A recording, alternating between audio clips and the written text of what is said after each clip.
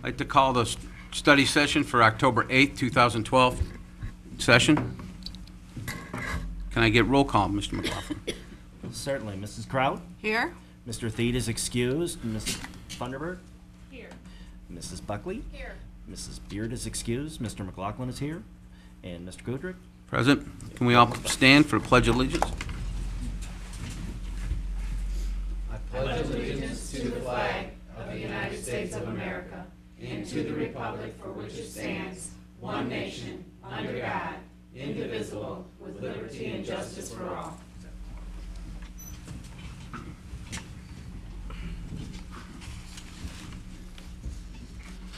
Okay, I need a motion to approve the agenda. Mr. Chairman, Yes, sir. I move we approve the agenda as submitted. Got a motion by Mr. McLaughlin, supported by Ms. Buckley, or Ms. Funderburg, sorry. We both kind of said it at the same time. Gosh, put me in that pressure. I recorded Ms. Buckley. Okay. Good. All in favor, say aye. Aye. All opposed? Agenda passed. All right. The next item we have is a SIG update by Mr. Sahaney from the middle school. Okay, so, The rule. It's a rule. Okay, And you that's gotta the stand rule. in the box. okay, so Mr. Weiss told me to put together the long and the short presentation. So you tell me when you're done hearing from me, and then I'll stop at that point. So, okay, so here I am, Jason Silhaney, the principal at Romulus Middle School. We're moving into our third year of our school improvement grant implementation. As you can see, about sustaining improvement. One of the things at the middle school this year, all of our meetings, our instructional leadership, core leadership, our after-school meetings, professional elements is all built around sustainability. How are we going to be able to continue to do what we do when all sort of the extra people are gone next year? We put in place a lot of systems to be able to do that. There are certain things that we're hoping the school board will come through with, such as $248,000 to fund our additional instructional time every day. So put that on your list. That's really important. That's one of those things we pay through the SIG, but we won't be able to afford in future years. We also hope that some of our grants are going to be running with the Race to the Top and such, will be able to help fund some of those positions like Scott Rourke, our data technology coach, and our academic services dean, our PBS coach.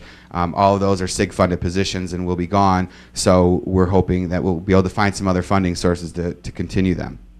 But without those people, with the help of Ms. Mitchell and the central office staff, we will continue doing what we are doing effectively.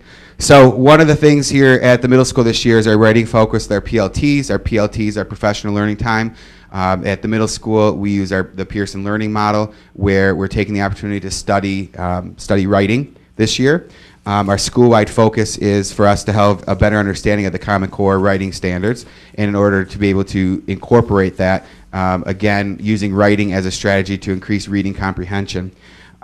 You'll see from the second one there. So each of our departments, after using data, they've determined, and doing a little bit of study of the Common Core, they've determined how they're going to use this writing in order, again, to improve the reading comprehension. So each department is taking it according to how they studied it and what they saw as their need. For instance, the social studies is using making a statement and supporting it with details.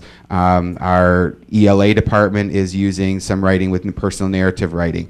Our electives department is doing some reflection writing. So whatever type of writing it is, it all goes back and relates to the Common Core. And again, through research and support, we're saying that this is going to help support our reading comprehension and reading improvement. So whereas the first year we sort of gave them a lot of data to look through and try to search through it on their own, last year we gave them the data and we helped the department leads be able to speak to it with their departments and guide some discussions. This year we said we're going to do writing, because we know writing is an effective turnaround strategy, and we're going to give you the data to go into your teams then and direct them in that area of writing. So we've tightened it up over the last couple of years. We want to be able to get these instructional strategies into the classroom quicker, and so we felt this was one of the ways to do that. So the school-wide writing focus. Any questions about that? Okay, so response to intervention. Again, the elementary, we've been doing some research about response intervention systems at a middle school. A lot of the research says, do we do remediation at the middle school, or are we trying to just build the skills they need for future learning? So instead of going back to all those skills they might have missed, just sort of starting more at a later, grade level of the kind of skills they're going to need, effective strategies they need to, improve their reading comprehension where they are. It's just a different philosophy.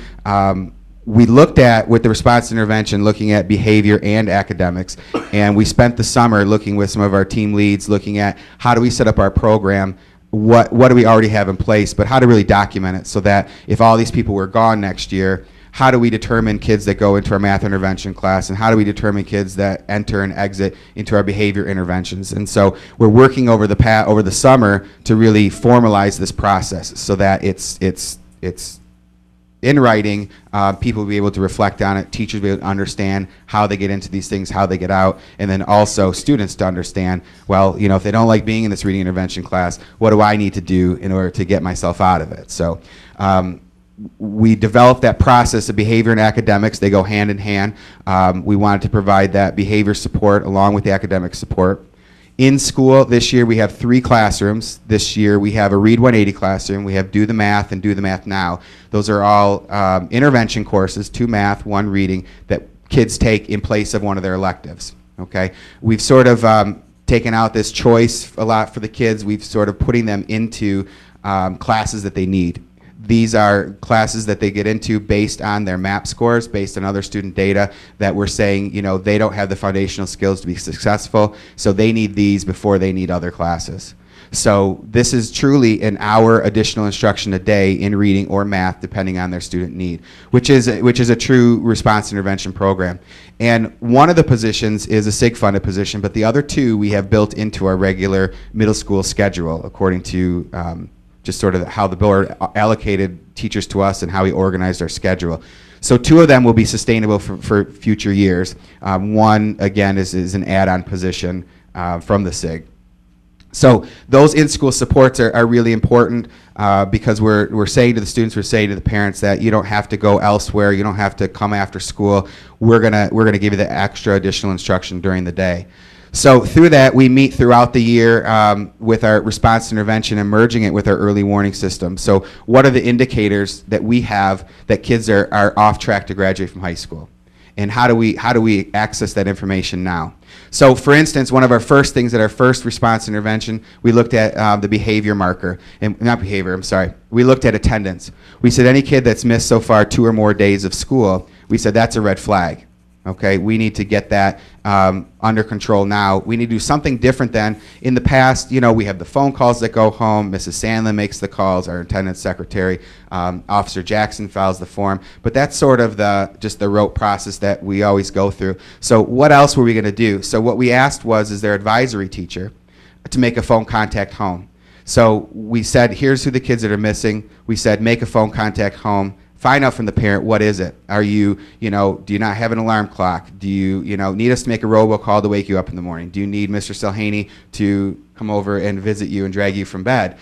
Which Anna knows, I've been over to students' houses and trying to get them out of the house. But, what is it that you need? How can we support you to get you there? Because we can change all these things, but if the kids aren't there to get the instruction, it's not going to help our overall scores and their overall achievement. So we said, make a contact with them. We document it, Google Docs. In case you don't know how to use Google Docs, it's the wave of the future. So everyone goes in and they put their information on there so that we have a record. Then what we did is our intervention team met with those kids and talked about the importance of attendance. We talked about what does it mean when you're absent? How does that marker show you that you're off off track to graduate? We showed them some data. 93% is our data point. That's where a majority of our kids have a 93% attendance rate. So what we're doing then is we created a spreadsheet where they mark off in the attendance office. They show up sometime throughout the day. They put their little sticker on there if they're in attendance for the day. So again, they know that we're marking, we're looking, we're asking for them, and they have some goals to reach. So we do the encouragement. We've made the call home. We've made the personal contact with their advisory teacher, but then we're also holding them accountable by saying we want you to check in with us every day. And we want to make sure that you're here, and if you're not here, so we can, again, make a call or do something different to make sure that you're there for the day. So again, just to provide them another opportunity that we care about you, it's important you're at school, and school is not an option. So just a little intervention just to try to see how it will make an impact with the kids. You know, we know from our data that, you know, kids that are more tied to their teachers, if their teachers understand where they're coming from, know about them outside of school, all those kinds of things that encourages them to be at school. So we want to do that, because if they're not here, they can't get the wonderful instruction we're providing. So that was our first meeting with our response to intervention. We're going to be working with AIR throughout the year about how to simplify our intervention system, or early warning system. Right now it's pretty data intensive, it's pretty time intensive, it's not something we can sustain with Scott. So we have to figure out how to be able to pull that data quicker, streamline the process so we can look, analyze, come up with something to do, and then sort of progress monitor it. So our response intervention, you know, a lot of the research also out there, there's not a lot of models at the middle school, so we're sort of pioneering in this area what they look like. I know that Sue, in our magazine we get about the Center for Exceptional Children, you know, there's not a lot of research about what works, and it's very hard with the middle school schedule, making it work, finding additional instructional time, and we're doing it at the middle school, so we're very proud of it. At the end of the year, we'll have a good program in place to be used from year to year to year.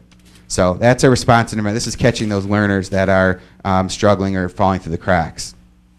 So last year, we partnered with Eastern Michigan University for a 21st Century Learning Community Grant, which was the Bright Futures program we're hosting at the middle school and at the high school. This program is in partnership with Eastern Michigan University. It started a week ago at our school. We've got about 25 kids. We had about 35 identified.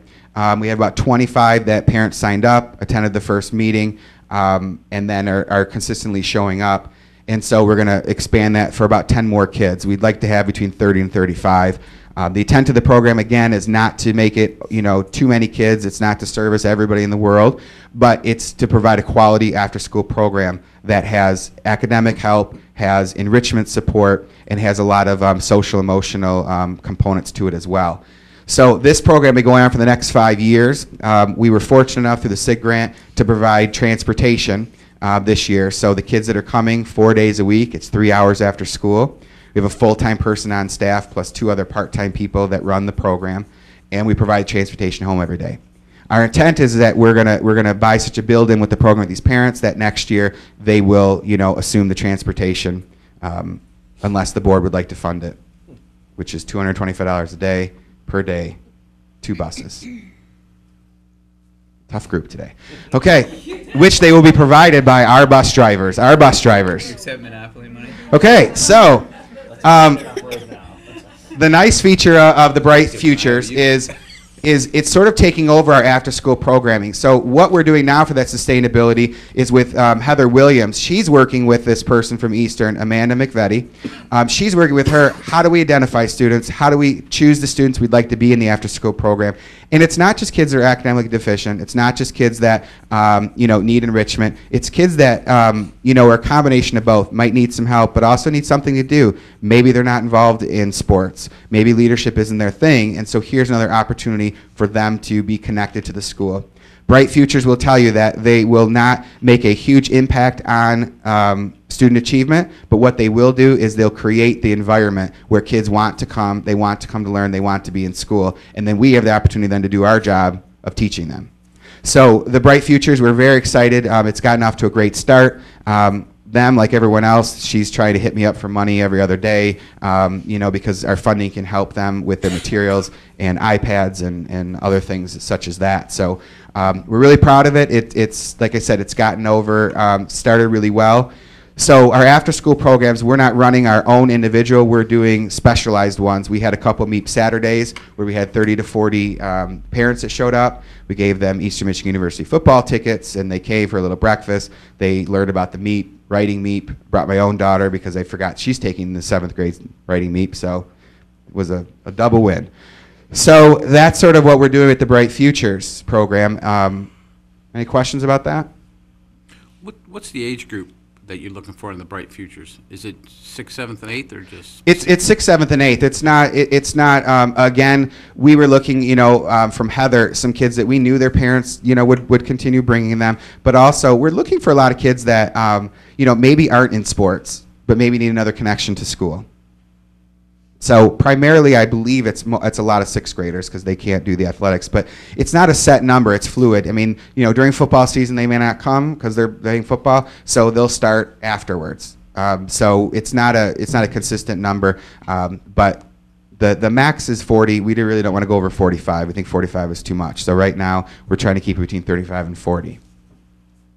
So stop in. It's in that nice big room in the back of the school. That was Miss Jensen's old science room, so it's all set up and decorated there. So just some other items I'll go through. Just some of the things that are happening. Again, we have Gear Up going on. We're doing our kickoff in a couple weeks. That's our partnership with Eastern Michigan University about creating a college culture. Started last year with our 7th graders, so this year 8th graders now. It will follow them until they graduate from high school. And our last group just graduated last year. So that was with U of M. This is with Eastern. Our PBIS and CHAMPS, our positive behavior support systems. We've done a lot of revamping. If you come over to the middle school, kids don't carry around cards and lanyards anymore. We looked at changing it to a low-level referral system in the classroom. We've done a lot more upfront professional development with our teachers and our students in order to make sure that we can maximize instruction in the classroom, have kids learning that positive behavior gets positive results, and really putting it back on the students to model that behavior. So we put more structures in place. We've put additional supports and reward systems so that our system isn't as punitive. It really focuses on the positive for the kids. They have multiple rewards daily. They have Bulldog Bucks. We had Hat Day on Friday where kids didn't have any referrals. Again, that magic number, 93% of our students achieved that. So for us, that's great. That's great data. That's great information for us to have to look at the positiveness of our program. So the CHAMPS is just another strategy we use in the classroom. It's language all of our teachers use. It talks about CHAMPS stands for conversation, help, activity, movement, participation, and signal. Studied that up. It's sort of an initiative from Mr. Parker. Mr. Parker sort of read about this summer. It's huge. We could teach whole courses about it. But what it basically does is it sets up the kids for success. So every activity that you do, whether it's teacher-directed, student-directed, independent learning, you talk about what the expected behaviors are. What's the conversation level look like? How do I get help in the class? What's the activity going to be like? How do I move in the class? So if a teacher's up talking and they're presenting a teacher-directed lesson, what's the movement in the room? Obviously, it's sit in your seat. So we talk a lot about, we're going to champ this activity. We talk a lot about, Mr. Parker and I went around and we did lessons about the lunchroom using the champs and talking with them. So it's a common language our kids know and understand, and really working with those middle school teachers about continuing to sustain it, continuing to talk about it on a daily basis. It's not just something you teach and forget. It's something we keep coming back to. So we're going to be doing some additional professional development on it this year with our staff on an individual basis to really get it rolling so that next year we'll even be further ahead with our implementation of PBIS and such. Parent home visitation, I spoke with you in the spring. We've had over 40 visits this summer. The NEA is going to continue to fund us for this year and are going to be sending 3 of our teachers to the national conference. They're going to continue to pay for our home visits. So we have about, we wanted to get 60. We ended up getting 40. I went on a couple. Miss West went on a couple. Lots of good experiences. Now we're more getting, why didn't you come to my house? So I guess that's better than, of course the one they didn't want me to come to their house. We had to meet at Burger King, but, I don't know. But, that's the kind of challenges we're encountering. I mean, of course, I think if anyone at the principal calls their house, they think I'm coming over for some bad reason, but I wasn't. Except the kid the other day. So that's sort of where we are with that. We're still going, we're still going full boat with that. Girls on the Move. Thank you to Mr. Weiss for passing along another grant opportunity for us. Girls on the Move was another initiative through Michigan State University about encouraging our young ladies to have physical activity. Unfortunately, we were not chosen as the intervention school. You either were the pilot school or you were the intervention school. The intervention was going to provide like 2.5 hours of after-school activity and programming and such. We didn't get that, but what we did get is 60 of our students they'll be tracking throughout the year, a nurse working with them, doing some baseline physical assessments, talking about proper eating. They all got paid $5 for doing it, which was a huge hit around the school, and $5 lost everywhere, but you know, it's a good program. It's a good initiative. I tried to see who I could pay off to, you know, get us the intervention, but it didn't work out this time. So that's we just had our first download day, and so that's sort of getting rolling. The last thing that we're going to be starting, not this week, next week, we're going to be host to a classroom from Eastern Michigan University of special education students. These are students that are getting ready to student teach in the fall. The professor will be holding the class on our campus. Basically, what his students will be doing is working with our teachers on modifications to the curriculum for students that are special education, behavior or academic. So a teacher might say, you know, I have 4 students who are learning disabled, they're dyspraxic, and you know, here's what I'm doing in the classroom, and then they go out, these, you know, students will go out and research, okay, when a student is dyspraxic, this is what they need, this is the strategy they need, so here's the materials, how I might adapt the materials the teacher's using, and they give it to the teacher. So it's a win-win. The teacher has to either implement it or let the kid implement it, and then provide feedback. So this isn't, you know, this isn't student teaching. This isn't a kid coming to sit in your classroom for 4 hours. This is, here's a specific task of what I need. Here's what I need you to do. You do it. Let's see how it works. What I was really impressed is, you know, actually, you know, the professor called us because of our publicity in the newspaper, said he wanted to start a partnership.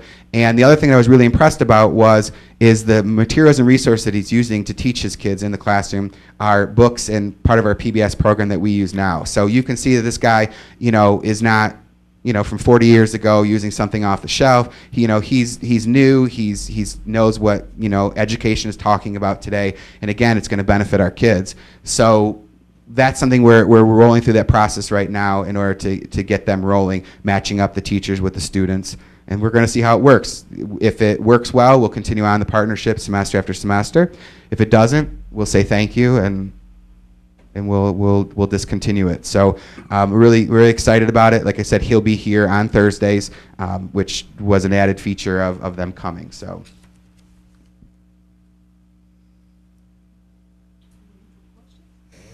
I mean, I could stay for the next hour, but I'm sure you have other things that you know. I have a question. Yes. Go ahead. The champs, is that something that they are going to reinforce and that we'll probably see in high school as well? So is there any transition? Well- Because I know sometimes there's like a disconnect on Right. what's being taught at the middle school and then transitioning it over. Right. Well, I think, you know, one of the things in my collaborative efforts with Mr. Hurd, you know, we could sit down in some of our meetings and maybe, you know, facilitate some conversations about how we use our Blackboard configuration. So that's a tool that our middle school kids can bring over to the high school, and then also about champs. Absolutely. I mean, the champs in our Blackboard configuration is nothing new. But it's a way for kids to understand what's expected, how we're doing things, and what they can expect in the classroom. So absolutely, we can have some of those discussions. Any questions? Well, thank you. We got a new SIG monitor today who came, and he had to listen to me for an hour and a half. So I'm sure he'll never be back again. I probably gave him more than he needed to know. So The words are really flowing freely tonight, Mr. Sahani. they are. And a compliment. I had to put a little entertainment in, you know, an entertainment factor. But, you know, stop by. Mr. Krudrick's there on Friday, so one of these days I'm going to get him to actually tour with me. I tried to, but you pawned me off to Mr. Parker, So, you know, we're always there. Stop by. You know, things really are on a positive start. So, come by. Great start. Okay. Thank you. Thank And you. Thank you for the work you're doing. Thank you. Okay, next item, board meeting location. It was my understanding that that the board was in agreement to move to City Hall. Mr. McLaughlin brought up a couple questions. I think it gave everybody a little pause at our last meeting. And we still don't have an answer on the PEG fee, although we have information that it doesn't look real good for us right now, but we're waiting for our attorney's response. So when I get that, I will let you know.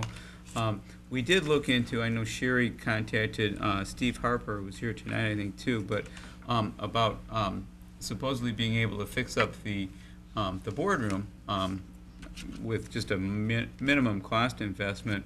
I went back, and as I shared with you, I looked in my emails between the Steves and Andrew, and I saw some significant investment required. But the conversation, I just want to take you back to the conversation we had. You know, we've got a city hall that has these facilities.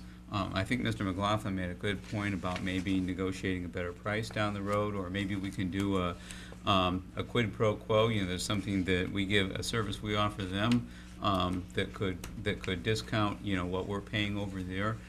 Right now, it looks to be, you know, fairly close to $5,000 a year. I think that figure was mentioned. The latest quote we got from Mr. Harper was just under about $40,000 in rehab. But what I want to point out, you know, we're trying to get through this year and maybe future years without a technology director. For us to invest in technology that's not absolutely necessary for students, that, you know, I'm not sure that that's the wisest move. But what we do need is direction from the board, because we had back in, I think it was August or early September, when we had indications that the board was ready to make the move, we did notify the city that we would be starting over in January, which was the direction that came from the board. And if that's not going to happen, we need to let them know. And so I just, you know, I want to make sure that that we're fair with them. So are we still going forward with this? Because I know we had quite a discussion at the last meeting, and I didn't really get a feeling as to what direction the board wanted to take. Go ahead. I think one of the things that we really kind of brought up was just the cost, and would it be more economical for us to invest in our own equipment here in this building for, you know, one time, as opposed to having a yearly fee to the city. And I think that was, so we wanted to kind of do a price comparison before we actually made a decision. So no, you didn't leave with the decision, you kind of left with, we wanted to look at it again and see if there was, you know, was there any savings where we, you know, how much would we be paying if we had to, you know, purchase equipment? You know, is it a one-time thing? And then also too, I think the other issue was our personnel and what that would look like. Well, and we did say that, you know, we do have the ability to take our cameraman with us, which was, I know, what we wanted to do and what the board supported, and we did work through that with the city when Rob and John and I met with them. That was okay. So that's, you know, that's essentially a non-issue. Again, the quote, you know, we have is just under $40,000, and you know, it is a one-time investment for a certain period of time. You know, technology doesn't last forever, and again, if we need to work something, you know, a different deal out with the city, I'm not aversive to doing that. I'm nervous about making an investment when we don't have a technology administrator and we don't have the capacity to really monitor this stuff. And I'm not keen on having departments that don't have a supervisor. But we're making it work. We have an agreement with RISA, and Rebecca's taken a lot of the burden on that. But we're kind of at our capacity when it comes to that right now, and I'm not sure that it's going to get any better next year. So, Yeah, Mr. McLaughlin. thank you. I thought at the last meeting we had discussed, and I think it was you, Mr. Chairman, that suggested this or requested it. I thought we were gonna have a meeting with the board and the superintendent and Steve and Steve. I thought that was an option that was tossed out, that was a potential to happen. I understand an investment may be necessary, but I'm really, as I said in that email and the communication and again at the last meeting, I'm really having some reservations about moving forward with this plan and paying the fee to the city. I've made no secret about the fact that I know that in the negotiation process, the wording got changed to now it's a depreciation, equipment rental, whatever it is, but I'm absolutely flabbergasted that I sat at a meeting and had the finance director for the city tell me that they were gonna charge us, I think it was $5.26 an hour for water that the taxpayers in the city already pay for. And I just think that that was an offensive move, whether it was intentional or not, I don't debate. I don't think anybody sat at that meeting saying, let's see how we can irritate Rob. But the city conducts elections in our building for free. I think we might charge them for the custodial overtime, do we? Sherry? We charge them for custodial time. But we don't rent our buildings to them. We Correct. open our doors That's willingly because it's a service to That's the correct. community and, yeah, and. I don't and- think we're If- allowed to either. I don't know. Yeah, we have an agreement with Sure. them, we're not. Well, an And there's agreement can election- always be renegotiated. Well, but there's a statute on the books that governs what you can do, and I'd have to look. Well, other let me communities go have back to- elections in hotels and things. Yeah, you let me know. just ask you about the water. So if the city took that off, you'd be okay with this, or is there more? Well, again, it's not about $5 an hour. It's about the city sticking their hand out saying this is what it's gonna cost.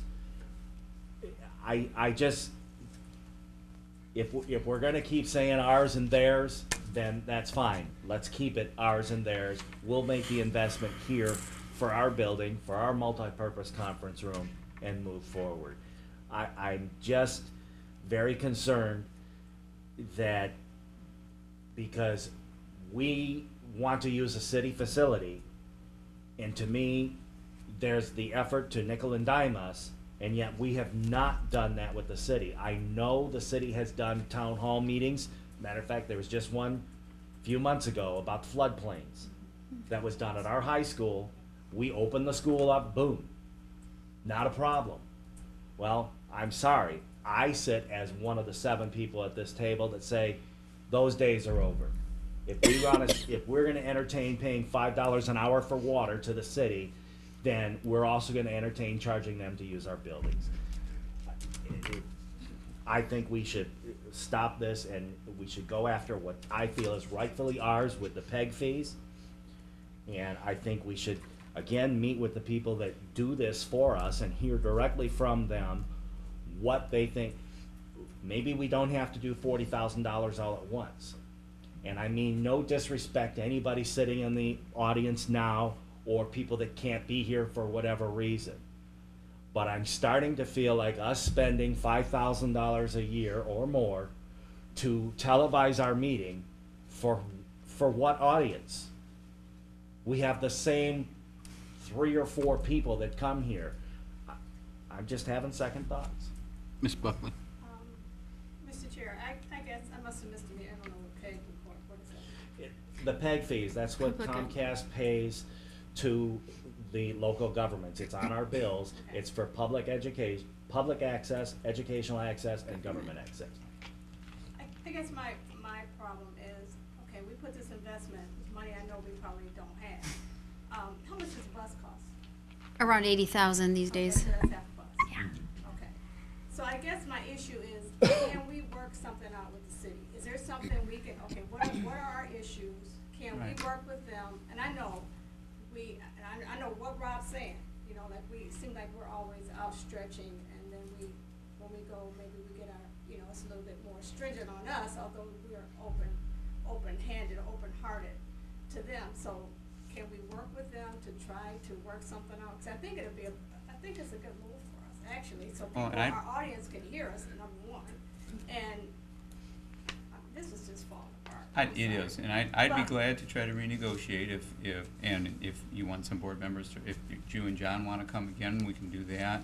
I think Rob would be a good person to be, because he knows, I mean, there's things that, some things that he wants, that we're looking for, that we would like to renegotiate with the city.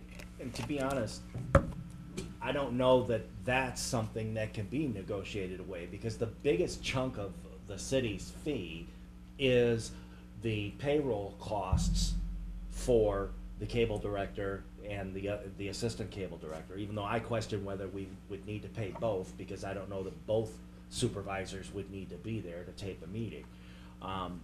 But that's the bulk of the fee, and I don't know that they could make that go away any more than we could make our custodial overtime go away, because we have a budget, they have a budget, and I understand that. I guess my point is, you know, that meeting, the more I reflect on that meeting and that sheet of paper that showed $5.26 an hour for water, it's not the amount, it's the message that was sent there. That's my problem. I think, my opinion, I just think that's a lot of money to invest, especially when I know when you, I mean, we're talking about buses, I know we need buses. So, our kids safe, you know, not saying that you don't want our kids safe, but, to me, that's where I think our money should go. An investment into this, and then it's, who knows, you might run into something, as old as this stuff is, it might just be a domino, it might just escalate, and the costs might be even more. So, to me, I think we should try to, maybe again, talk to the city, see if we can work out our issues, and see if we can somehow at least show the community, maybe they are trying to work together, and do some things together, and collaborate, and save a little money, but. And again, there are increasingly, I'm reading about schools that are doing the same thing. There's a number that already do it. Livonia's looking into it now, as big as they are, with their city hall for the same reason. Why maintain two facilities? And if we need to go, negotiate a sharper price, I mean, we're all pretty experienced negotiators. We can go to the table, and we can do that with the board or without. We just need direction, because again, I don't want to come to you one day and say, you know what, the system's kaput. Until further notice, people will be watching a test pattern or static or whatever it is they watch when we can't broadcast. But I want us to be prepared for. We want to be able to do what you want to do, and again, we don't have someone who is Mr. Fix-It with this equipment right now, who can really maintain it, or even make sure that we purchase the right stuff for what we want to do. Also, too, it almost seems like we can't really move forward with anything until we find out about this PEG fee, right? Well, I think we pretty much know. I would be very surprised, because my understanding, and Sherry and I have talked, that that the PEG fee, the reason the city captures the PEG fee is because they maintain the cable channels, and so that's why they do that. And looking at other school districts, is that accurate? I'm not sure. Okay. I don't have that much detail. All right, that's what I'm recalling, because we did, the question has been asked before, and we talked to other districts, and that's what I'm remembering, but we were asked to get it from an attorney, and so we're waiting for a legal opinion on it, just to be sure, but I have a strong feeling that's how it's going to come out. All right, question for you, Mr. Ways. You said $5,000 a year to go to the board, to go to the city hall. Is that from January to December? Or is that from January to the end of June going to be $5,000? It's a 12-month period. So it's a 12-month. Yeah. Okay, now, who got the quote for the cost for the update? I have those from Mr. yeah. Harper. Okay. Mr. Harper, I have several. So these were the bare necessities, the cost of the bare necessities? And again, I'm not going to pretend to be the expert Yeah, we here. don't I mean, We really don't know. I don't. this was the quote that he gave you. Was it this is This what he would came need from to a get everything? vendor. This came from a vendor. There were several quotes, and actually one of the vendors hasn't even responded to us yet. Okay. But There was yeah, no bells and whistles in there or anything? I you wouldn't- know? We really don't I know. We can't don't know even what tell this stuff you. is, to be honest with you. Okay. I guess my concern was that if we weren't going live anyway, what would it cost someone to come here and bring their own equipment and record it versus going someplace else for it if someone came here and brought their equipment and then we showed it?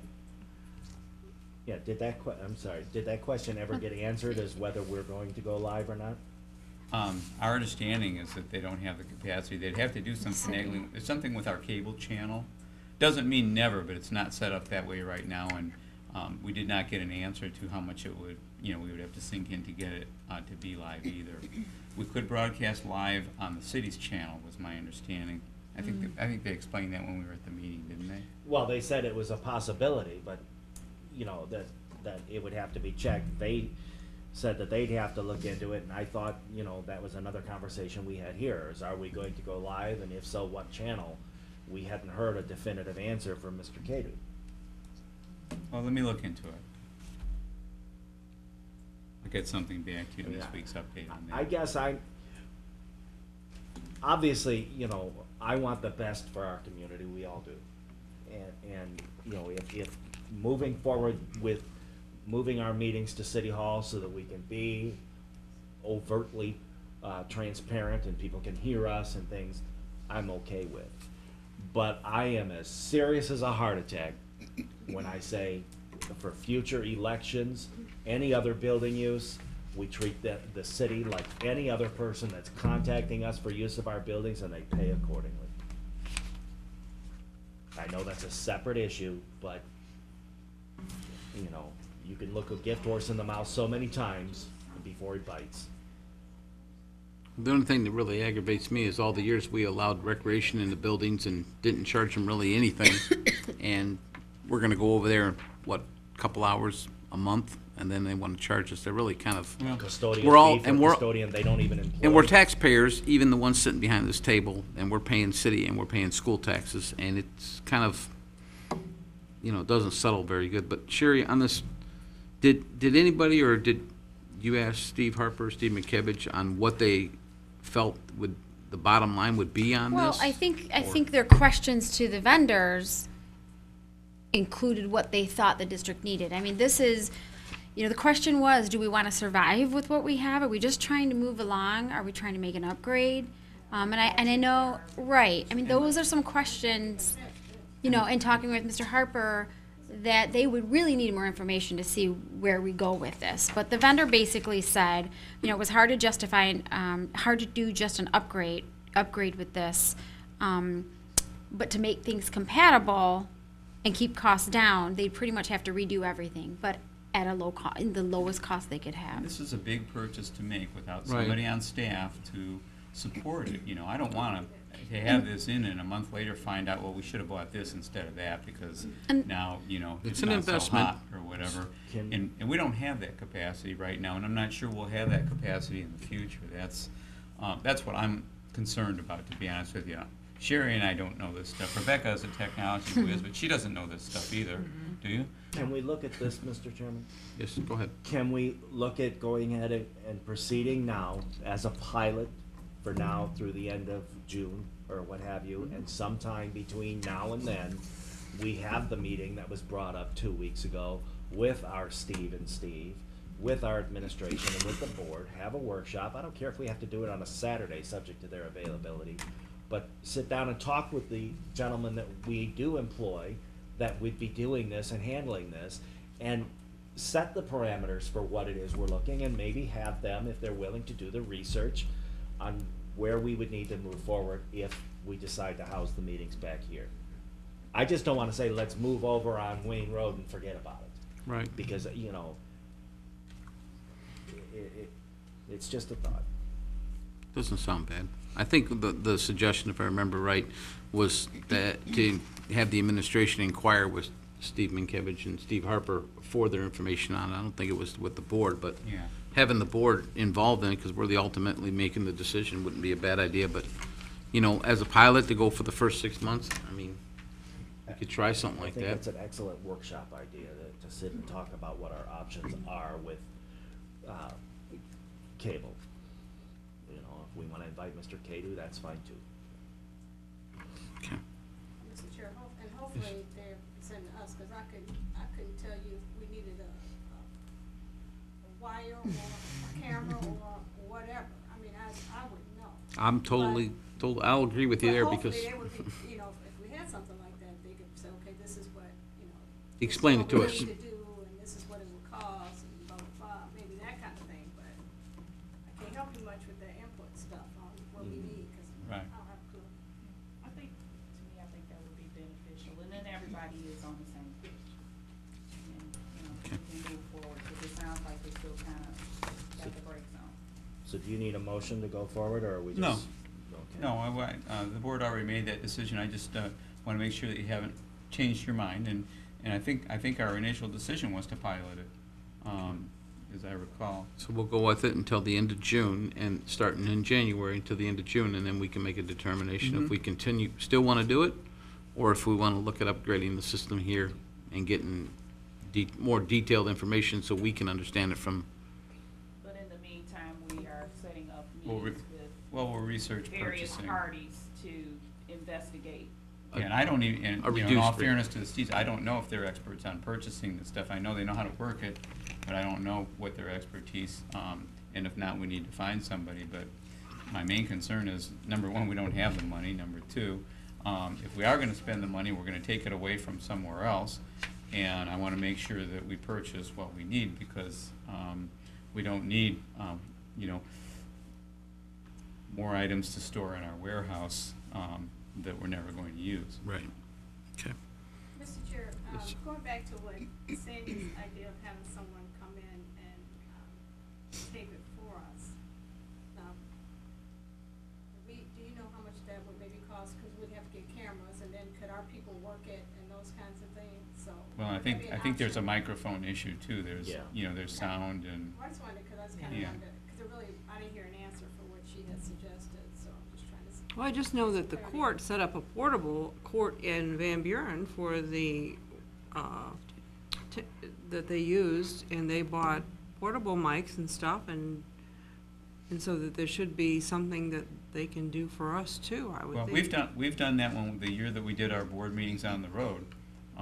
We did that, and we got a lot of complaints, That would be about the, way we you know, would do it? that's Yeah. basically what we did. Well, that'd be something, not a that's whole just lot something better that than we'd this. have, as the board members, we'd have to give Steve, and Steve our input of what we're looking for, then they'd have to do the research for it to find out what's possible and what's not, and the cost matter associated with each idea, you know. Whether a camera and portable mics at each one of the stations, or rewiring the mics, or, you know, replacing them, whatever. So there's a lot. So it sounds like it's a couple of different things. Going back to the city to Mhm. renegotiate. Get a final, decision on what if we get the peg fees or not, and then actually setting up something with, Steve in regards to, you know, if we were to invest in equipment, what that would look like, and, you know. When you say Steve, do you mean or a consultant expert in this area? I mean, Honestly, I would like to hear from Steve Well, and Steve, because we know them, and they're not trying to sell us something. If I go to Ford's, Yeah. they're gonna try to sell me a Ford card. You go to Chevy, they're gonna try to sell me a Chevy. They're gonna tell me Fords are bad. So, But again, we don't At know if least- they have purchasing Well, experience. maybe not, but they can explain what that unit, what that piece of equipment is used for, and how to, you know, maybe have them there with the vendor so they can explain and understand, for we can get a better understanding of what that equipment is. We know if But I they're, think it's. Didn't it our two would- Steves set up Channel 19 when it first existed? I don't know, did they? I'm absolutely sure they did. Well, then how come it doesn't work? I was gonna say Steve is in there, so. I just invited him out, sorry. Steve is there. He's been waiting to talk, I think. I was. We have to meet with Lisa on that too. I can ask Trina. Does anyone? Well, I would just think that they would have the expertise that we want to, at least to get us going. But Well, I think so too, but we probably need to ask him. well, how are you? Oh, I came out of the back room. So Gotta our stand in the cable box. channel. Well, actually, the box is a misnomer. I'll tell you that. That was something Linda Cook put in place because she wanted us to. Like I said, there's all kinds of things I tell you about how it works.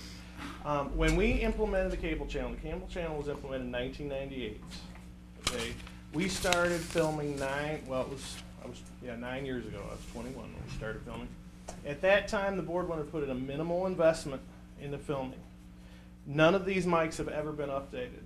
I don't know how old they are. They are old. And at that time, it was a decision of the board and administration not to go live. We have a wide area network, which we paid $900,000 for during that bond period.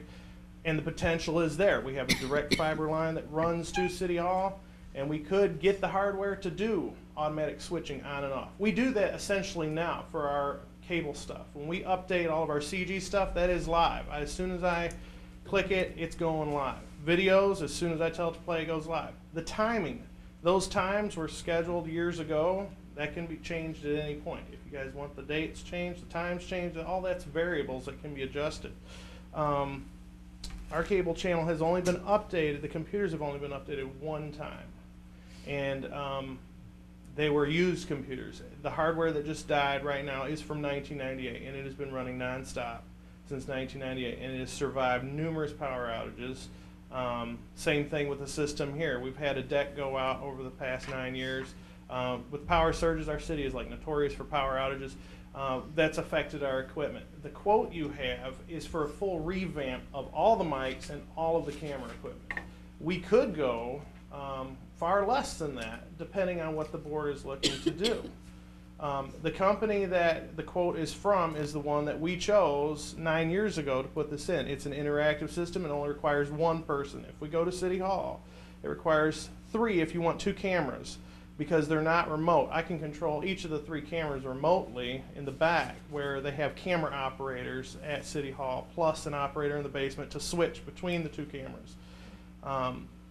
Whether we record or, That's because it's live, right? well, it doesn't have to be. I mean, Right. City Hall can be used for either or. When I was on Cable Commission, we had tape delay for a little bit, but then it would go live. So that's up to you how you do that. But we have the potential to do those things. It's just a matter of, investment as to what you're interested in.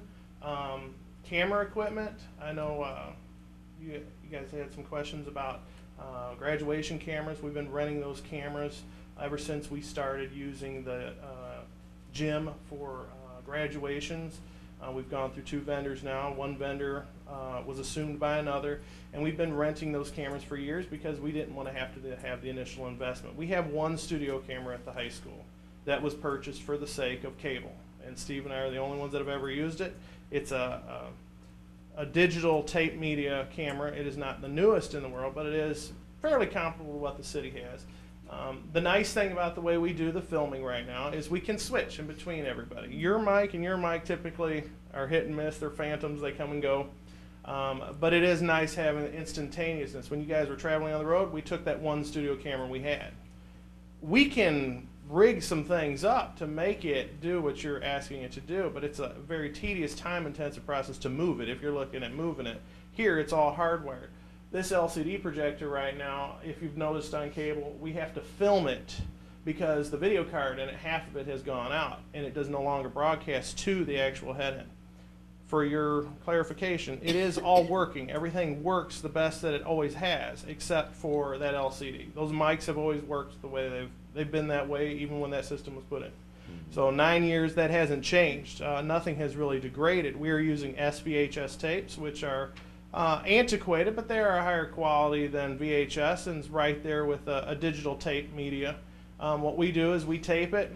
We go over to the high school, we clean it up, we boost the audio, we fix the lighting in here because we got some low lighting sometimes, and then we prepare it for YouTube now, and then we put it on cable. Well, the optical out, our actual feed out from the end we have in our room has died, and as far as I know, has not been repaired. When I went there, it was still off, so I don't know what the status is of that. So right now, we are dead entirely for Channel 19. So who repairs this stuff as it breaks, Steve?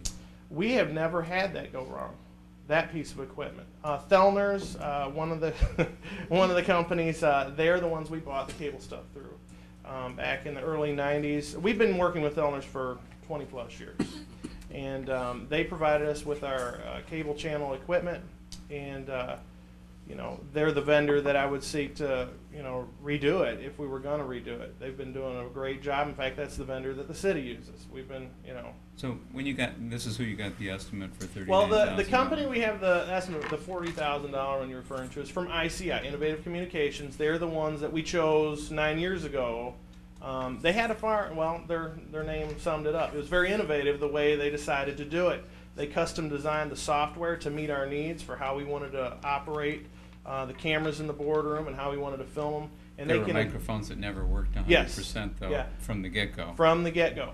And if you guys remember Dick Cruz, he fought to get a modulator for the cameras because they didn't even want to put in that.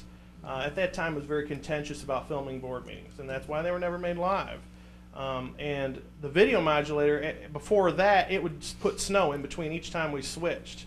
And Mr. Cruz had a fit about that, and money magically appeared for fixing that problem, but that's as far as the upgrades have went. But for when they this put room. together this estimate for $40,000, did they come in and look at what we had? And They had our old schematic from when they did it before, Mhm. and they said, well, what do you look for? I said, well, the board has requested. I said, I don't know the specifics of what the board's looking for, other than they want improved quality. I said, they mentioned the cameras, they mentioned reliability. I said, so what would it take to redo it?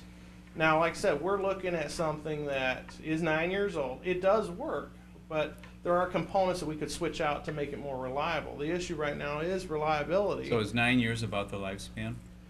I would say it could be longer if we didn't have as many power outages. You know, I But mean, that's the power, you know, and you can't beyond our control control. that. You know, the stuff that happens at the high school. I mean, we umpteen power outages in a month. It's hard to predict. We have surge protectors and we have the backup batteries.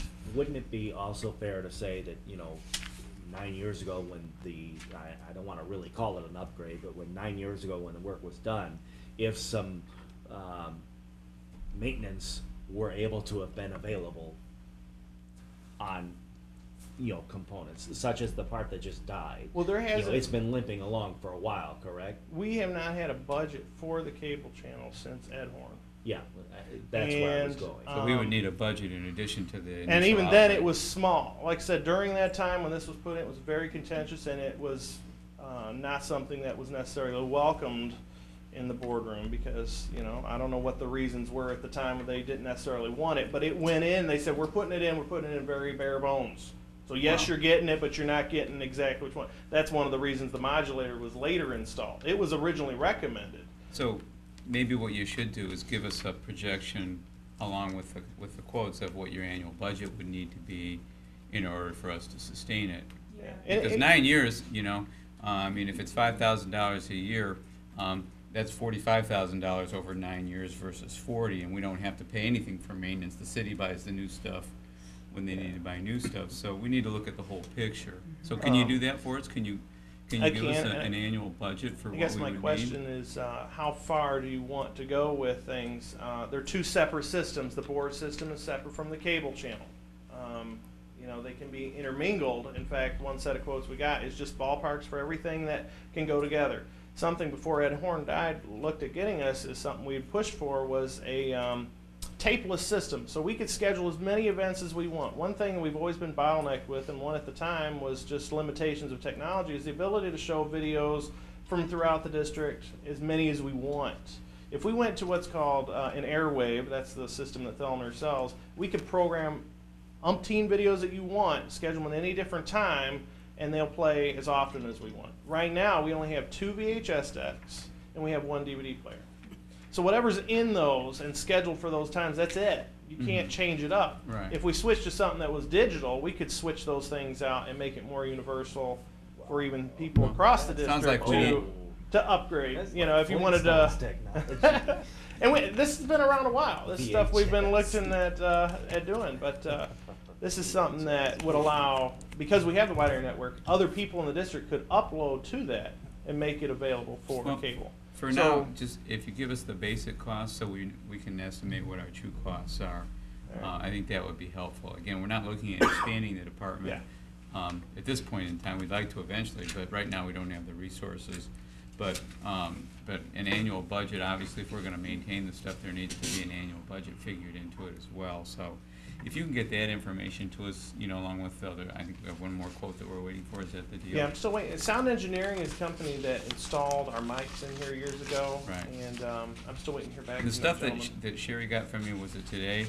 Or The one, over yes, I weekend? got this That wasn't really weekend. in the form of a quote, that was just No, all kinds he of gave me this and that total and- prices, and those included out-the-door training and warranty and all that for each of those items. The last one that was And sent. is it that we need all of those items? No, those are just the thing. That's what I'm saying. I Okay. would like to know exactly how you'd want it integrated as far as your cable channel is concerned. Well, we probably need a recommendation, because I'm not sure we know. Does anybody know the I answer mean, to you know, that? if you're looking for live broadcast, that's a whole nother issue. No, That's I why don't he think- gave me all. If you're fine with tape delay, we don't have to look at that. We've been The other- doing tape delay for years. I think stay with tape Yeah, delayed, I but mean, microphones would definitely have to be a must, okay? Well, and I have a question. Working and mic. Maybe you, Yeah. I don't know if you would have an answer, Evidently that's but on important. YouTube, Better stipulate that.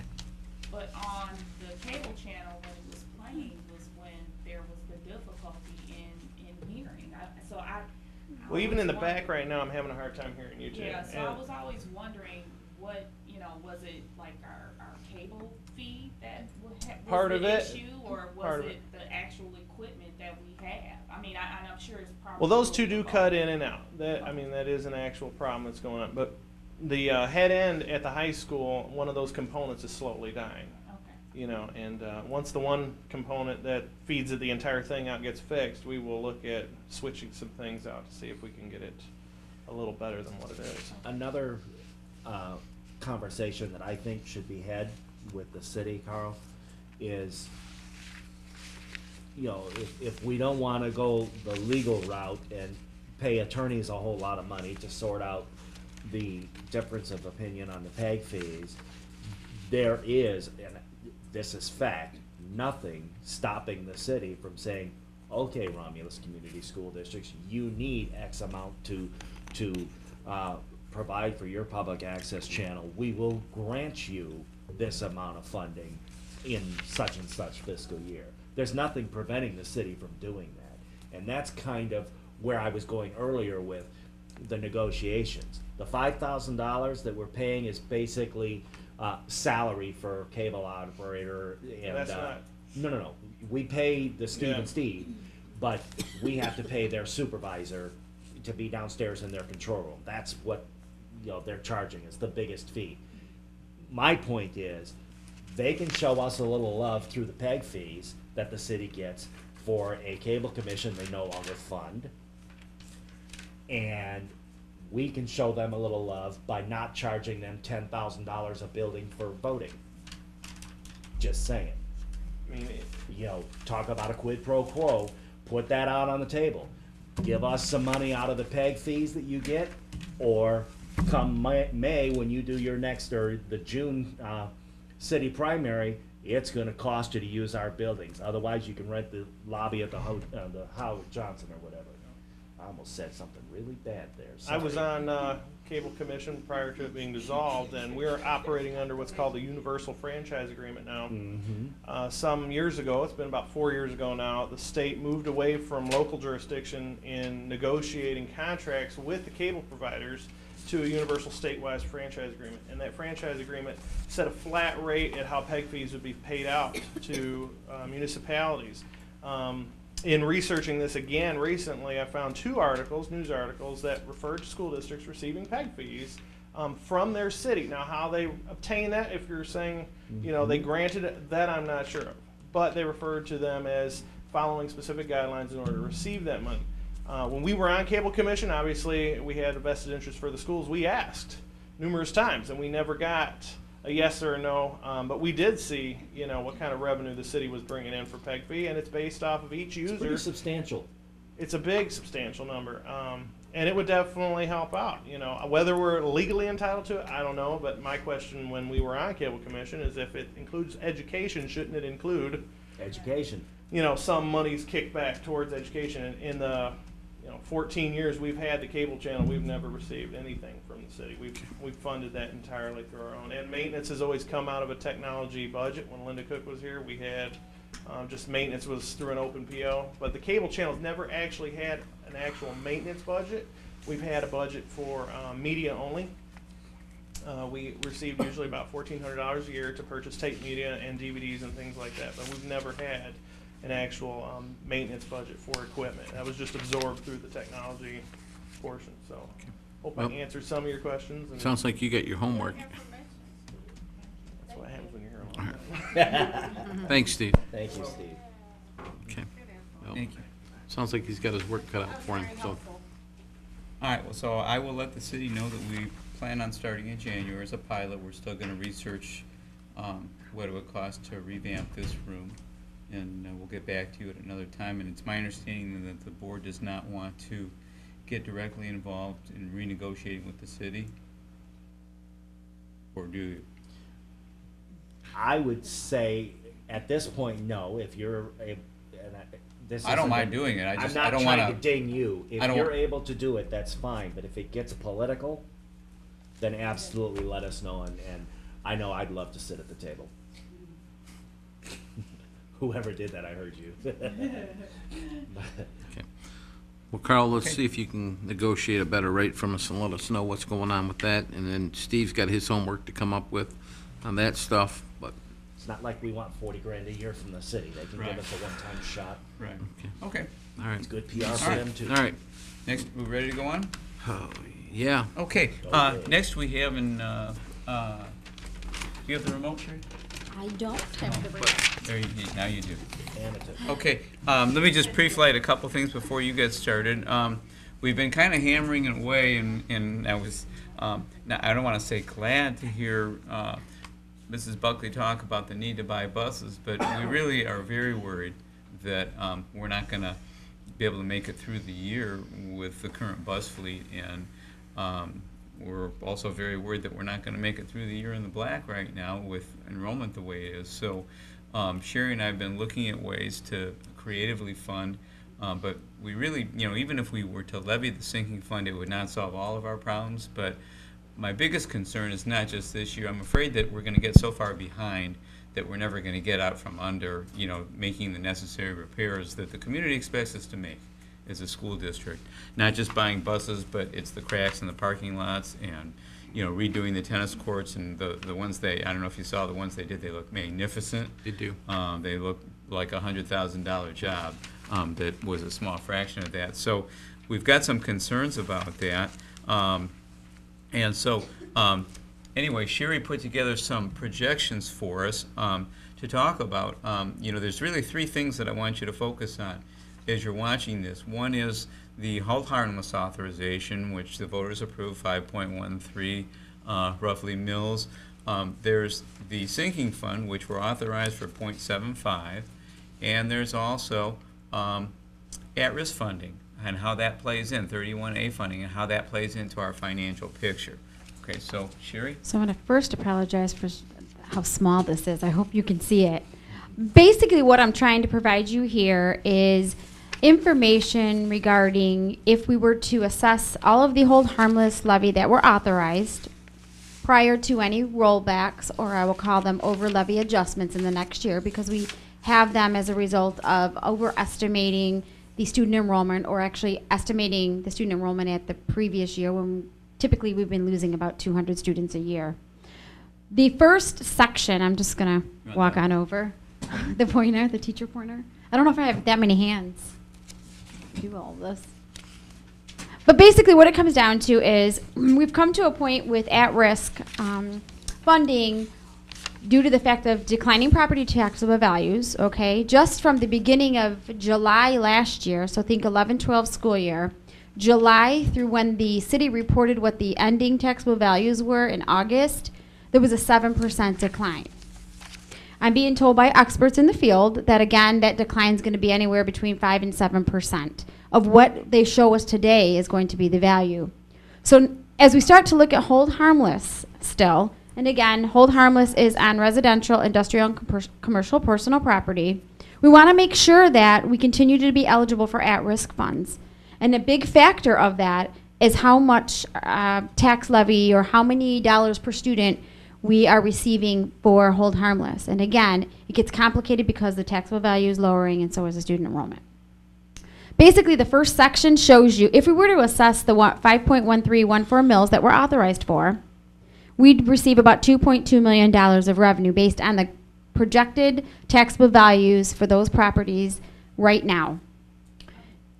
Just so that we're clear, TV is taxable value. That is taxable We're value. just talking about equipment.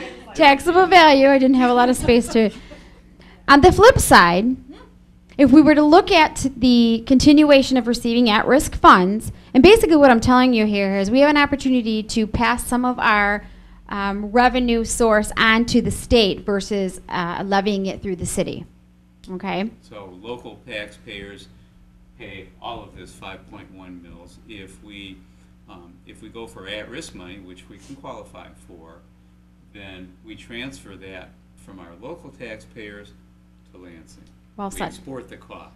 Exactly. So our So tax- that second column, I'll just continue and then we'll talk about the second column. Right now, I'm showing that projection of mills to stay under that radar is 1.9, around 1.95 mils. That's what our local taxpayers would pay That's what would be on the tax bill. instead of the 5. Okay, that would bring in about 835,000, and we'd get about $1.4 million to a minimum for at-risk funds. The added revenue for going through this route is about $63,690. We'd have almost $64,000 of additional revenue. Okay? Going on to the next section, because I mentioned to you that we're still experiencing declining property tax values. Experts say it's going to be around 5% this year from what we know right now to the end of the year. And again, a lot of that has to do with Michigan Tax Tribunal cases that are getting settled, or tax exemptions that the city is providing to certain businesses who pay property, personal property. But again, going back to with a 5% decline in taxable value, the district, if it levied, the authorized mills at 5.1314, we'd receive a little over $2 million, almost $2.1 million. If we assess to stay under, to pass the funding basically onto the state through at-risk funds, we'd receive about $794,000 in hold harmless dollars, and again, a minimum of $1.4 million for at-risk. With a 5% decline, you're talking about $132,000 of added revenue. And basically the last section is the same concept with a 7% decline. And I only threw that in there because that's what we experienced this past school year in 11-12. So I thought it was fair to show you that data. So Sherry, if I'm understanding you, what you're trying to tell us is that the bigger the decline in taxable value, the less money we receive, basically the more stable this plan is. Correct. Because what's not changing in this Is the at-risk is the funding. at-risk funding. All right, in other words, that's not susceptible to a lower taxable value, so that stays constant. The top number in each of these goes down slightly. Here it costs us about another $60,000, and here it costs us another $30,000 on top of that. But if we go with this formula where we're exporting the cost, collecting at-risk money, it's a more stable funding source for us. The bottom line here is very close to the original bottom line. Correct. And actually that 1.9470 mils is actually a little under the radar because I'm real uncomfortable with the fact that taxable values changes throughout the year. So I want to put us in a safe position so that if we are under levying, which is what I anticipate will happen with this 1.947 mils, I'm thinking it's going to be a little closer to 2 mils, we can capture that next year. Just as if you under levy, you can capture it the next year. If you over levy, you capture it in the next year. Okay? Either or. So the potential to get a little bit more funding is there for next year. But I want to put us into a safe environment to where we don't have to worry about that throughout the year. So keep this 1.9 mils in your head. Question. Worst case scenario, is that a maximum that we can levy to get the maximum at-risk funds? No, it's a minimum. It's a minimum. Okay, because here's what, and this is just my thought process on the whole over levy, under levy thing. Especially since we're coming in drastically under the 5.13 authorized because of enrollment numbers. Let's be honest. We wouldn't be able to levy 5 mils That's anyway. correct. But rather than going under the radar, to use your phrasing now, and then, oops, next year we'd have to go up 0.5 mil, so that's going to be perceived as an increase. Personally, I'd rather go for 2.1 mils or whatever now and take the mini adjustment that we have to next year. That's just my opinion. The problem with that is that the state does not consider that adjustment throughout the year. You have to start with the minimum to continue to receive at-risk funding. Otherwise, they will take it away from you. Right, so if we go over, we're allowed. You won't be eligible, I should We say. back into a number, that's a little over $8,000 per student. So then that 1.94 is, I stated as a maximum, but that's the number we have to go. No, it's a minimum. There's some fudge area in there. Let's put it- Because if our enrollment drops a lot from fall count to spring, what happens is, again, we back into that number. It could go up a little bit, even though it's a 90-10. It's complicated, like Sherry said. It is. But Yeah. Sherry's checked with a number of sources, and she and I are both very comfortable with this number. I've more checked so than- with the We don't state- want to cut this one too close. The state treasury department, the state education department, the county. Mr. Heiderman and I have had many. Let me just give you, you know, for lack of better terms, the fudge numbers. We basically have $276.63 to work with here. Okay? If we don't capture per student, if we don't capture more than that per student for hold harmless, we are eligible for at risk. This figure at I see. 1.947 gives us $274.74. And Okay. they'll ask We for wanna this stay. at-risk money back is what Yes, we're talking about. we Gotcha. want to stay under 276.63. I'm asking that we levy 274.40 something. I'm with you. We can recapture that difference if we're eligible for it next year. It's not a lot. I'm with you. There's the numbers. So we know that we are eligible for this. Yes, Yes. yes. So what we're doing, to make sure I understand and everybody else does, by doing it from going to the 5.1314 and moving it to the 1.9470, we are actually saving our local residents You are. pretty close to about 3 mils off their tax bill. You are. So in a sense, the Board of Education is actually lowering the taxes, even though the voters just voted in August to approve a 5.14, right? Yes. And again, it hasn't been an issue because we've been receiving closer to 5.1314 mils in the past. We have less students and property taxes continue to decline, so. So clearly, you know, we have a huge PR benefit to the district. Absolutely. Again, Well, to let our community know that we're. And where we're going with this, again, we're looking for a stable source of funding, if there is such a thing. And even at-risk funding, quite honestly, it's a categorical, and the legislature could move to eliminate it. In a future year. Yes, but right now, we know we qualify for this, and we desperately need you to levy that sinking fund. Now, And- here's and the other so that's question. You what we mentioned need to Mr. get into. Heidelman, okay? Do you have communication from Yes. him? That this Written is, communication. this Yes. is, All so written. if this comes back to us in January, February, and he goes, oh, I made a mistake, His know- information actually, between myself communicating with him, I also communicated with the state aid department so that they were aware of the situation and the information, and all three parties agreed that the end result was this. okay, so you've got several sources that validate that information Yes. because, okay, great. I Now, know. give us the second part. Okay, Shift so to we'll move on. What happens with our homeowners now? So this slide should look a little familiar from when we were marketing or informing people about the hold harmless millage, and we put together information about taxable values. Again, the left side of the screen is market value of the home. Taxable value is usually 50%. So in this case, we can pick the market value home at 40. Taxable value is 20,000. If we were to levy, let's just say the authorized total mills that were authorized, it would be $102.63 annually for a taxpayer with a taxable value on their residential property of $20,000. Right. Assessing the hold harmless at what we just discussed to keep us eligible for at-risk funds would be $38.94 annually. And let's say that we were to assess the sinking fund at 0.375 mils, because that's all we're entitled to, because the board made a decision almost 2 years ago, I believe, that the collection would be 50% of the levy in winter and 50% in the summer. So that reflects 0.375. The total of the 1.947 mils for hold harmless in the sinking fund is $46.44.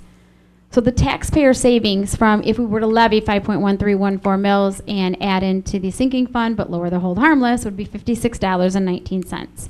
And that calculation is spread all the way through the slide. For example, the last market value home of $120,000, taxable value 50% at $60,000, $307.88 to assess the hold harmless millage. To remain eligible for at risk, we'd be levying $116.82 per household.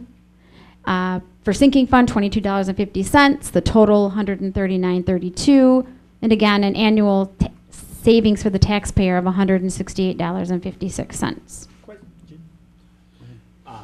Column B, that's 100% levy, correct? That is. And but with the board resolution of 50-50, is it because I know the answer to this. I just want to make sure. We John have and the Mary ability to assess 100% because the millage did not pass in the first two attempts. basically within the calendar year. It didn't pass the first attempt in the calendar year. We have an opportunity to put it by law on the tax roll at 100%, and that again is confirmed by our attorney. And the sinking fund cannot be, because that levy was already on the Exactly. books, and we Right. did not do that at our truth and taxation hearing at the Exactly. beginning of the year. Yes. That's correct. Yes. Again, So that I would kind lead of to knew that, what just the wanted to amount make sure everybody in TV land, when For this what? airs in 2 Hold months, harmless. knows that. We would be able to assess it again in July. We missed our opportunity this year. So For the let me summer make tax. sure I understand this correctly. Let's go with just the top line, the $40,000 home. Okay, so my $56.79, which is my savings, that's going to be what I would save for the year?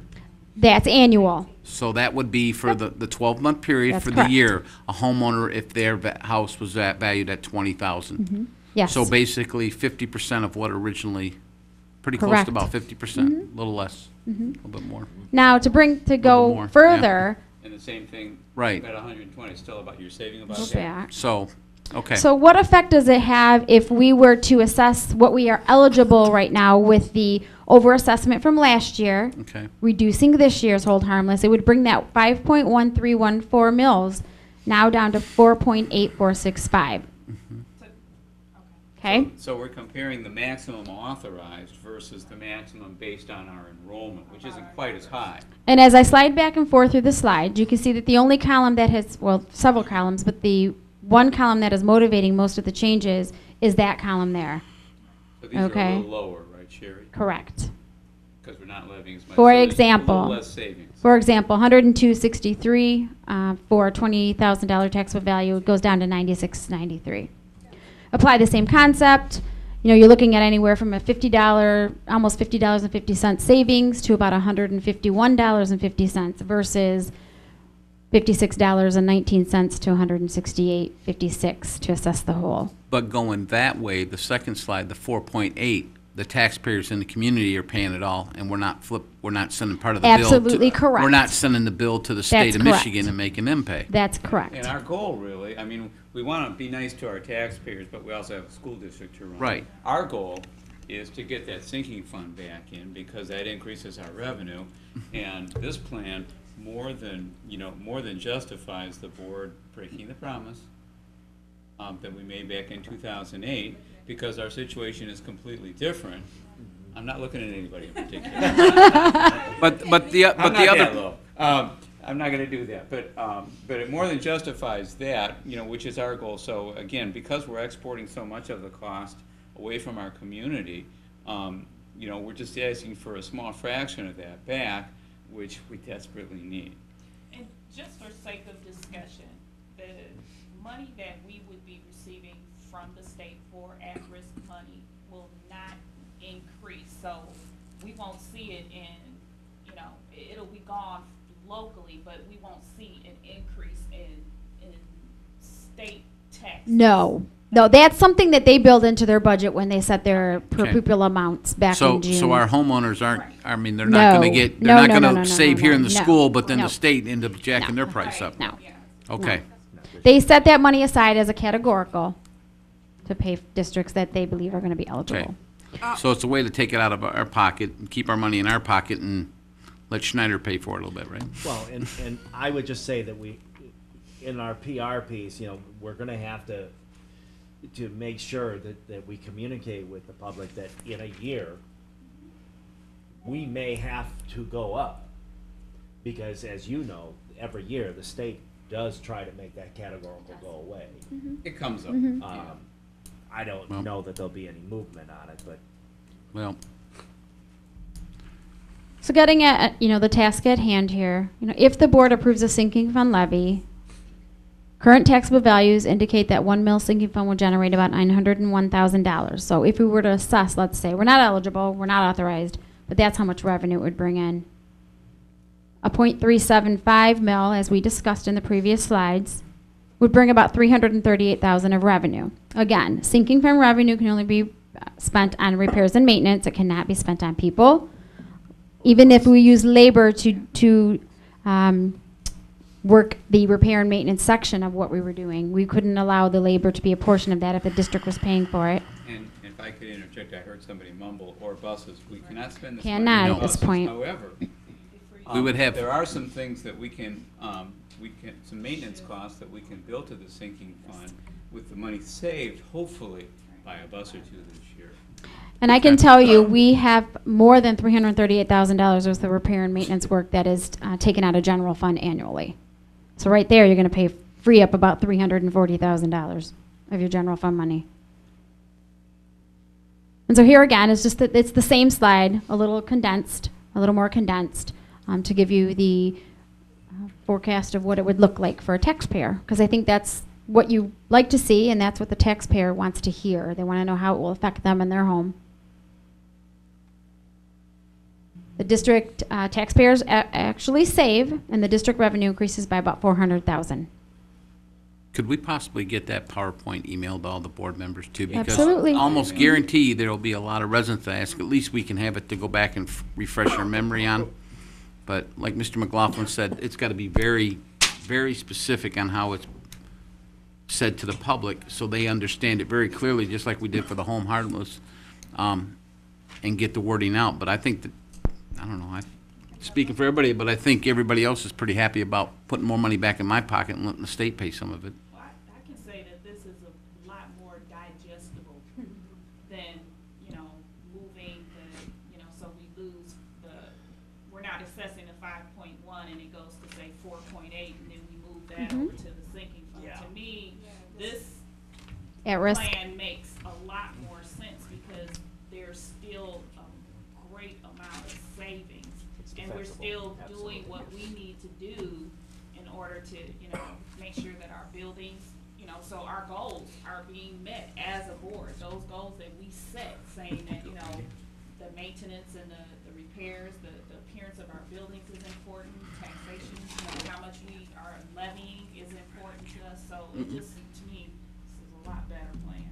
Thank you. So that means instead of doing the 4.8465, we're gonna do the 1 point. Exactly. But will we 1.9. not have problems with the state when we do that?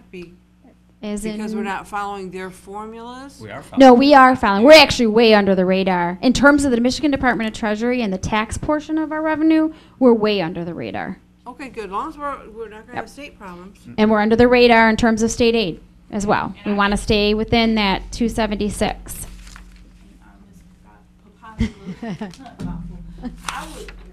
I would like to see, because, just our prior history with Mr. Heidemann, I would definitely like to see that letter that, It's emails, yeah. but Mr. Weiss has all of them. We'll put it in the Yeah, update. I would like to see it, and Actually, he corrects himself in some of his No way. responses. Yes. so, and He might be again, watching. only because of past history, Not I on this, just, he's not. just for my comfort. We have them all. He can't We do it. really do. And we have information from the state aid department. They're separate departments. Treasury handles taxes. The state aid department for Michigan Department of Ed handles state aid. So we needed to get all parties involved to make sure that we were understanding it correctly. So Sherry, question for you. When would we have to make a motion on this as the board to implement this? As soon as possible. So by the next meeting, we would Yes. have to? Yep. Yep. Okay. Is it- And I know we have 2 members absent tonight, so. Right. Well, we can contact them, and then if we got the PowerPoint and they get it too, we can They talk can to call them. me. Right, either way. Maybe have Sherry talk. Well, I spoke with Teresa this afternoon when she called me to let me know that she wouldn't be here tonight, and she's 100% supportive. And I can follow up with John Thede, too. And I guess Which just John's, you just working? He was when working, yeah, he the got stuck at public, work. What will they see? So if it were approved by the board to go with the version our at-risk version, then how does that impact the public and when? So it will impact them when they get their winter tax bill. And I'm not That's sure, December, correct, January. which are due in February. Okay. Right. As far as, I'm not sure if your question is relating to public relations or not, or Not just, even the PR. I think we December. need to make sure that they know what their bill is going to look like and why Yeah. it's going to Right. look. December. Okay. Well, they know that that the 5 mils was approved, so what we need to do is clarify and say, the good news is, you don't have to pay 5 mils. Okay. Any more questions? So, Right. and will we be able to put an explanation in the tax bill for our residents? Because I think sometimes that when those types of things are done, there's not an effective means of communication on why it is. So when there are adjustments or fluctuations, and then they're like, well, what's going on with my bill, and I don't understand, and so I guess more or less, what are we using as far as getting that message out? Well, the tax bills are actually sent from the city. We don't have any ability. We don't.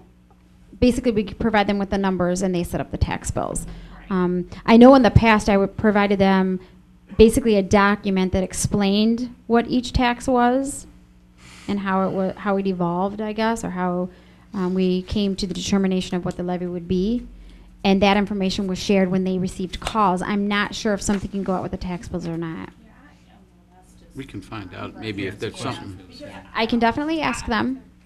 I just think that it would definitely be a good service for us to be able. And I to know have they're that appreciative of that information. too, because in many cases they get calls and they're really not sure how to answer tax questions for school. Slip of paper that just Mhm. explains, I can ask. what happened and why. I can ask. And I think that the simple explanation is instead of charging the 4.8465, we're charging the 1.9 plus the 0.375, which is only 2 point something. So we're charging half what we normally would in order to keep our at risk. Absolutely. I mean, that's what it comes down to, correct? More or less, yeah. Okay. So I guess Okay. really, is everybody got their questions answered? Is everybody okay with it? I mean, anybody opposed to it? Because we're gonna have to vote on it on the next meeting, so. No, Some good news I think it's for- great news. Yeah, charging the I thank taxpayer the less and administration getting, the for- schools getting more. I didn't hear that. What did you say? The mic Still didn't work. trying to catch my breath. Okay. See, you Well, guys took my breath You know away. what? See? I think it'd be Where's a that good other thing. microphone? And I just talked to Mr. McLaughlin, and I think it'd be a good thing if the Board of Education write a letter, and he's gonna draft it up for us to put it in the newspaper, so, and he'll get it out and send everybody a rough copy of it to see what it looks like, the administration too, and get it in the newspaper as soon as possible, so we can let the residents know what might be coming their way, some good news. So I think residents will actually probably call us and not complain for a change about their taxes. We can say they lowered. I'm smiling. Okay, we ready to move on? Yes. Okay, last item tonight, district redesign and possible redistricting of elementary schools. This is something that we talked about last summer when I asked to brainstorm a list of study session topics. Of course, at that time, we had no idea what our actual enrollment was going to be, but we do know now that that our actual enrollment is a little over 3,000 FTEs, and for the fall count. And what I want to point out to the board, and this is, it's we all kind of feel like we're getting kicked in the teeth with declining enrollment, but I need for you to understand that everybody in the county is going through drastic enrollment changes. In fact, I received something from Superintendent Wayne Reese over the weekend that projects that, and fasten your seatbelts, there's the projection between now and 2020 is a decline of about 60,000 students countywide. So that's going to be spread all over the county, and if you go out to 2040, I'll probably be retired by 2040. That it even gets worse. The community is maturing, which means the birth rate is down. And until the economy, even though it's turning around and there's some positive signs, it's not enough to really impact the low birth rate. We're going to live through that. So our goal as a Board of Education and its administration is to be the school district that the city needs us to have. Not the district we used to be, not the district we want to be necessarily financially, but we have to serve our community. And if our community is smaller, that means we have to look at ways that we can economize. And, so 3 years ago, just to give you, I was looking through some numbers over the weekend in preparation, we're about 660 students lower than we were in 2009, 2010. And the reason I bring up that year is because 2009, 2010 was the year that we did redesign phase 1. So what we're here to talk about tonight is the concept of redesign phase 2. I think we need to revisit that. In 2009-10, one of the things that we shared with you, and I do not have a current number for this, but we talked about if we were a hotel, our occupancy rate would have been about 80% in terms of how many classrooms we were using and how many were just sitting idle. All right, we need to get that information. We need to look at what our current occupancy rate is, because again, we're down about 660 students from where we were 3 years ago, and that's the way it is right now. That's 2 of our elementary buildings when you look at the enrollments. Now, I'm not suggesting right now that we close 2 elementary buildings. All right, it's not necessarily the right thing to do, but what we did 3 years ago, and it was the Sherry and Jim show, you might remember that. We started right around this time of year. We formed a committee. Basically, we started with our own administrators, and we brainstormed some ideas on what we could do to right-size our district. And it was not just about doom and gloom of closing buildings. It was also about using the money that we saved to add value for our programs. Remember, elementary foreign language was one of the things that came out of that, and it's still a strong program, and I hear compliments every year from parents about that, and kids and teachers. But there are other things that we would like to do. We know we need to pump some more money into technology for kids and update a few other things. But at this point, what we need to do is we need to look into right-sizing our district. So I want to pass out to you, and I'm not asking for a go-ahead or not a go-ahead right now, but I collected, these are old documents from 2009, 2010 that kind of give you a sample of what we went through in terms of forming the committees and board representation and moving the process along. And I'll just kind of give you the Cliff Notes version. We started with our own administration, which we have an ad staff meeting next week, and we're going to have the conversation with our group just to kind of kick things off. Then we asked each building principal to nominate some members to form a redesign committee. We also invited all of our union leadership and some community members and some board members in that committee. That committee met about monthly from beginning in October, late October, through about February. And their goal was to make some recommendations to the board on what they would like to see happen. We took that information to the board, and then we formed a transition team. Once the board was in approval of what we were going to do, and the board approved that in March of that year, then it was the job of the transition team to say, okay, well, in order for us to make this work, here's what has to happen. And we looked at all the logistics, the moving stuff around, moving people around, bus routes, everything. And I have to say, even though there were some people that weren't thrilled with us, and there were some, some glitches, when I got to my notes on the town hall meeting, my heart started to quiver a little bit. But live and learn. We'll be smarter at certain things this time around. And so what I would like to do is propose that we go through a similar process where pretty much everything is on the table. We brainstorm for ideas. We use the collective wisdom of the people on that committee, and we come to the board with a recommendation sometime around February, March, in terms of what we suggest for right-sizing the district. What I'd like you to do, in the next week or so, is just look through some of those documents. There's some agendas in there. There's some recommendations. It's a little smattering of everything. And if you have questions, email me or Sherry. She was involved with it. Rebecca was on the committee, and Sue was on the committee, and Paula wasn't here yet. But that would be, the way we would be inclined to proceed. Yes, sir. Thank you. I just wanted to add, 2 cents now, because I know this was a sticking point. The last go around, I would suggest and hope that perhaps we would do some kind of an informational town hall before we form this committee to let people know, hello, we're going to be doing this, because what the impression was last time was that the board was just presenting, here's our plan for redesign, and we had a very large room full of very angry people that felt we had predetermined what the direction was. And at any costs, I'd like to avoid going down that road again. Gotcha. You know, Good so, point. and again, not a ding to the administration, but I think the board needs to host that town hall, not the administration. I think we need to be an active role, not sitting in chairs off to the side, because numerous people have said to me that that sent a message that we were unattached, that we had washed our hands of it. And I don't think anything could have been further from the truth, but appearances become reality, and again, I just want to avoid that if we can, so. I would suggest a moderator. I think, you know, and maybe us being like the panel that answers the questions, and then if there's administration that needs to answer questions, then it kind of goes that way.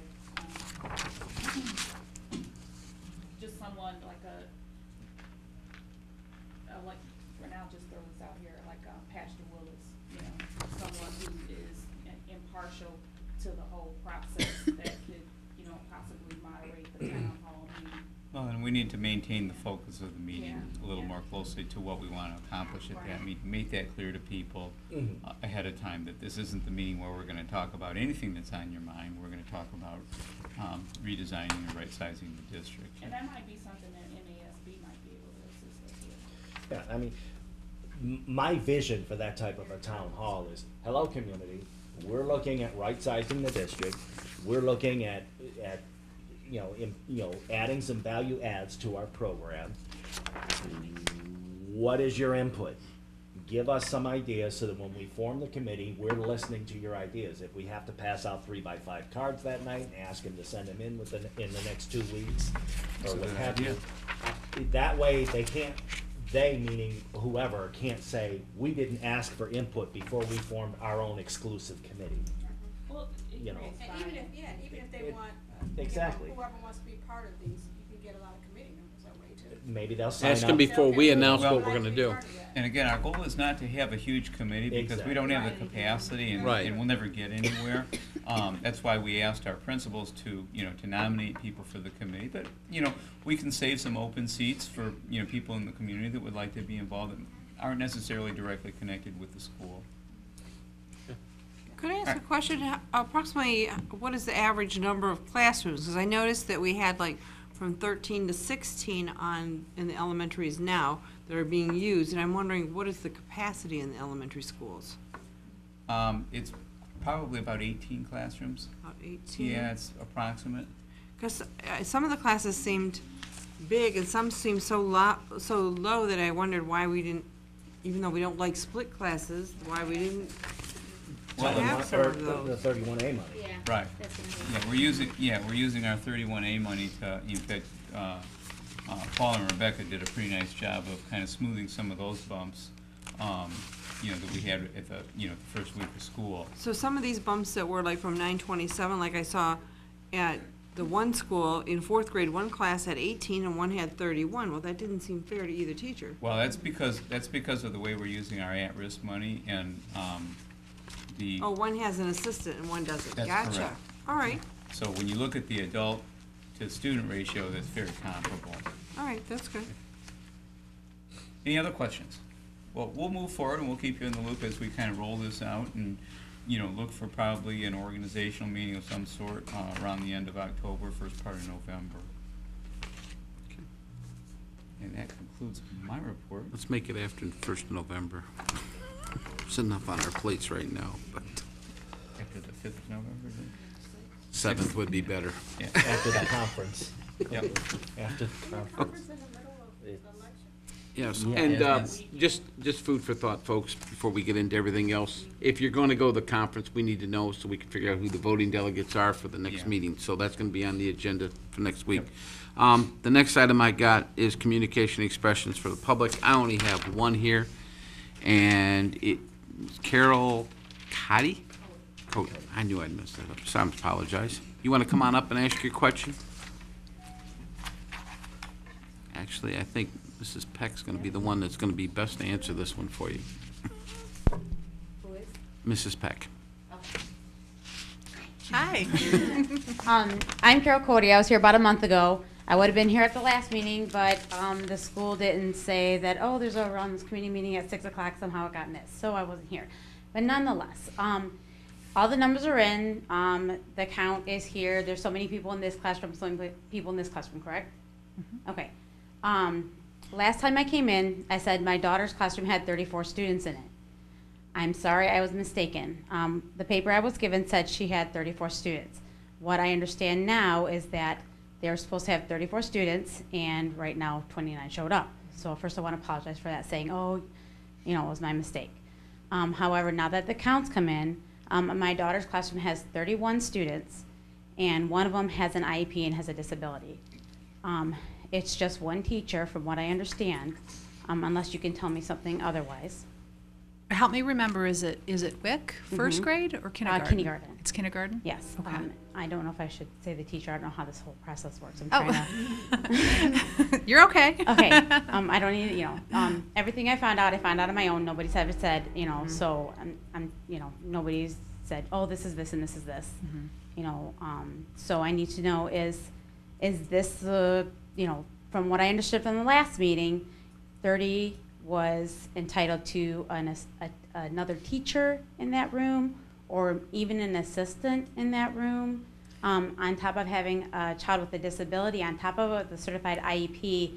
I would think that would definitely be grounds for another teacher or an assistant. Well, I think everybody at the table would love to have class sizes as low as possible. We'd love to have 18 and 20 students in each class with a full-time teacher. That would be, you know, kind of our dream. Unfortunately, that's not our reality right now.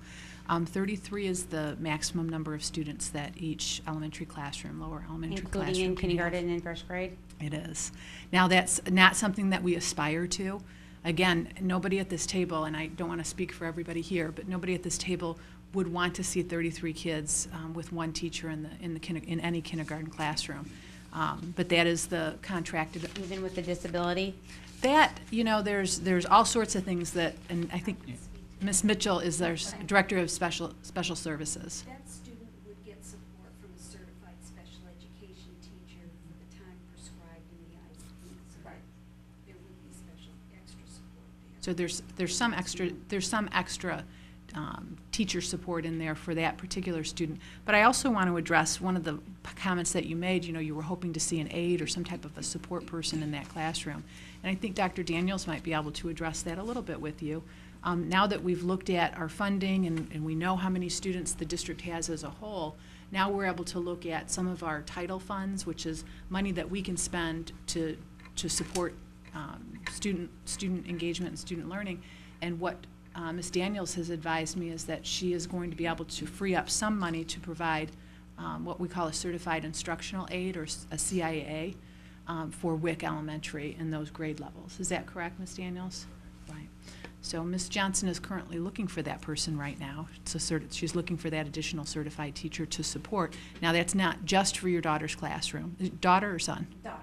Just that would be a shared resource. So that would be looking at, you know, the students that need that support and the teachers that needs that support, you know, working together. So would it be one person for all the classrooms in WIC Elementary?